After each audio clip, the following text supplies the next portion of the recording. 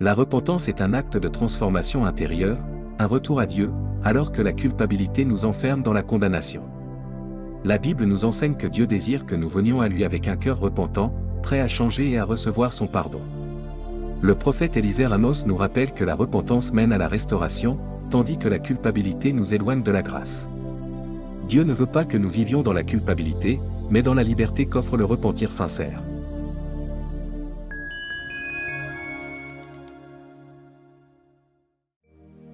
Plusieurs chrétiens vivent dans la culpabilité à cause des fautes qu'ils ont commises et la plupart du temps même après s'être repentis et avoir demandé pardon à Dieu, ils se sentent encore coupables de ces mêmes fautes.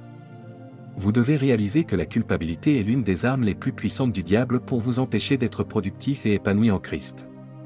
Elle naît lorsqu'on se sent accusé par sa propre conscience ou par le diable. Une fois que vous vous êtes repenti et avez demandé pardon, votre conscience est libre de la culpabilité, mais le diable, même après repentance, maintient ses accusations par des voix mensongères et inaudibles qui s'abattent sur votre intelligence. Pas étonnant que l'adversaire soit aussi appelé l'accusateur dans Apocalypse chapitre 12 verset 10, « Et j'entendis dans le ciel une voix forte qui disait, Maintenant le salut est arrivé, et la puissance, et le règne de notre Dieu, et l'autorité de son Christ, car il a été précipité, l'accusateur de nos frères, celui qui les accusait devant notre Dieu jour et nuit. » Dieu ne vous accuse jamais car pour toutes les fautes que vous avez commises et que vous allez commettre, il a déjà puni Jésus-Christ à votre place, le Seigneur a pris votre culpabilité et a subi le châtiment qui était réservé aux coupables que nous étions. En effet, Ésaïe chapitre 53 versets 4 à 5 déclare, « Cependant, ce sont nos souffrances qu'il a portées, c'est de nos douleurs qu'il s'est chargé, et nous l'avons considéré comme puni, frappé de Dieu, et humilié. Mais il était blessé pour nos péchés, brisé pour nos iniquités, le châtiment qui nous donne la paix est tombé sur lui, et c'est par ses meurtrissures que nous sommes guéris. » Vous n'avez donc plus besoin de vivre dans la culpabilité car Dieu ne vous tient plus pour coupable. La culpabilité est une stratégie de l'ennemi pour vous voler votre liberté d'enfant de Dieu ainsi que sa paix. Refusez de vivre dans la culpabilité, dites-lui non en le menaçant, réprimez ces voix inaudibles, ces voix par lesquelles il vous ment, vous accuse et ressasse les fautes passées dont vous avez pourtant déjà été pardonné.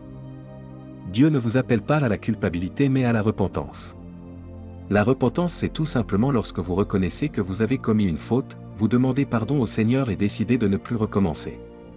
Après cela, si vous demandez à Dieu pardon à nouveau pour des fautes dont il vous a déjà pardonné, il se demandera de quoi vous parlez car Dieu ne pardonne pas seulement, il fait tout disparaître puis oublie, et je ne me souviendrai plus de leurs péchés ni de leurs iniquités, nous dit-il dans Hébreux chapitre 10 verset 17.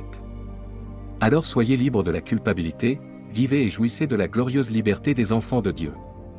Romains chapitre 8 verset 1 dit, « Il n'y a donc maintenant aucune condamnation pour ceux qui sont en Jésus-Christ. » Alléluia. Confession. Veuillez répéter après moi.